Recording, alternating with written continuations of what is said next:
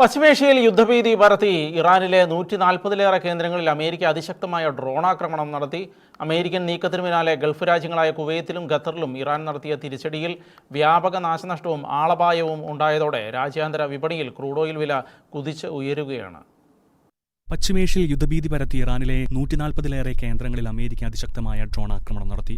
American നീക്കത്തിന് പിന്നാലെ Gulf രാജ്യങ്ങളായ കുവൈത്തിലും ഖത്തറിലും Iran നടത്തിയ തിരിച്ചടിയിൽ വ്യാപക നാശനഷ്ടവും ആളപായവും ഉണ്ടായതോടെ രാജ്യാന്തര വിപണിയിൽ ക്രൂഡ് ഓയിൽ വില വർദ്ധിച്ചു വരികയാണ്. ഇറാനിലെ ബന്ദൻ അബ്ബാസ്, സിരിക്, ഘർഷം മേഖലകളെ ലക്ഷ്യമിട്ടാണ് അമേരിക്കൻ സെൻട്രൽ കമാൻഡ് വൻ വ്യോമാക്രമണം അഴിച്ചുവിട്ടത്.